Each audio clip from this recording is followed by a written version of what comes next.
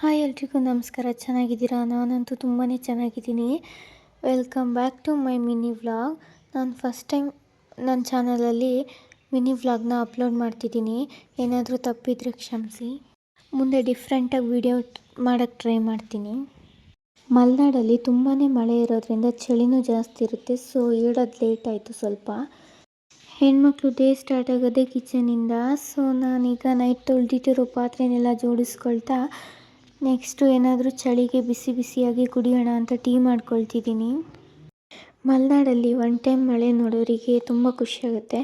ಆದರೆ ಅಲ್ಲೇ ಇರೋರಿಗೆ ತುಂಬ ಗಾಳಿ ಮಳೆಯಿಂದ ಲೈನ್ ಮೇಲೆ ಮರಗಳು ಬಿದ್ದು ವಾರಾನ್ಗಟ್ಟಲೆ ಕರೆಂಟ್ ಇರೋದಿಲ್ಲ.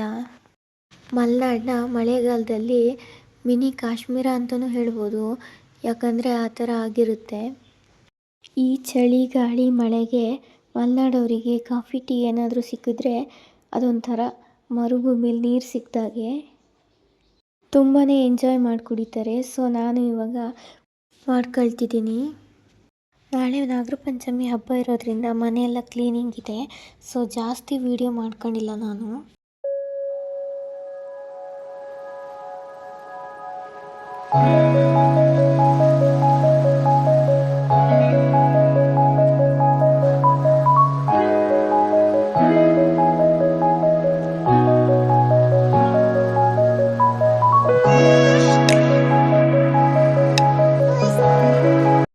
ಟೀ ಕುಡಿದು ರಿಲ್ಯಾಕ್ಸ್ ಮಾಡಿ ನೆಕ್ಸ್ಟ್ ಫ್ರೆಶ್ ಅಪ್ ಆಗಿ ದೇವ್ರ ಪೂಜೆ ಮಾಡಬೇಕು.